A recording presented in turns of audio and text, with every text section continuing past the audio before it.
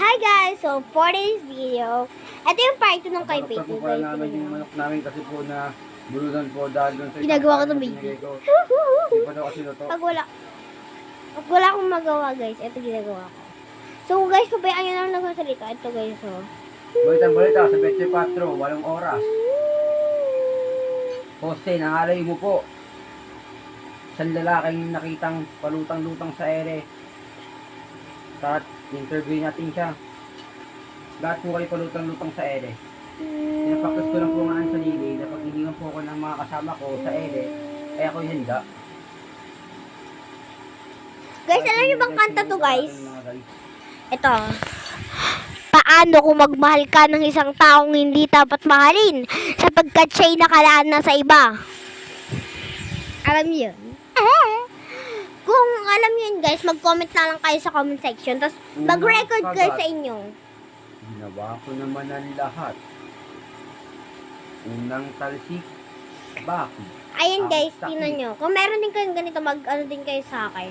So, diyan lang sa comment section, mag-comment lang kayo. And eto din, kung meron din kayo nito, mag-comment lang din kayo sa comment section. Paano kung minahal ka lang niya?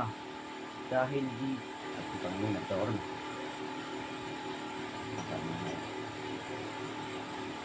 Aray yung singaw ko. Ayun guys, nakadress ako ngayon. Paano kung ginamit ka lang niya para pang comfort? At iiwanan ka rin niya pag siya'y nakamundo na. Kaya ano naman. Anyway, so, for this video, I think, ano natin, hindi ko lang masyadong malapit yung oras. So, yun siya. Kung pala sa video ko, And diba, video ko pala- Mother's Day nasabi sa ko pala May natin ang 19. song Mukha na rin ako ng letter kay Mama. Ito siya. Ay, hindi. Ano yung pagka? Ito yung Adobo letter. po pala tayo ng sinigang ay di. Sinigang, luluto po tayo ng sinigang dahil yung adobo ay ubos na. Nakabalot siya. And medyo malapit na lang para maoras yung timer. Kasi 3 minutes lang yung inano ko. Ay, 3 hours ba yun? Basta yung mga ganun. Guys, so ako muna mag-vlog kasi napanood nyo naman yung vlog ni Faith, diba? Na siya lang mag-isa. Na siya lang nagbibideo mag-isa. Kasi tig-isa na lang muna kami. Tsaka susunod, pag okay na, mag-vlog na rin yan si Faith.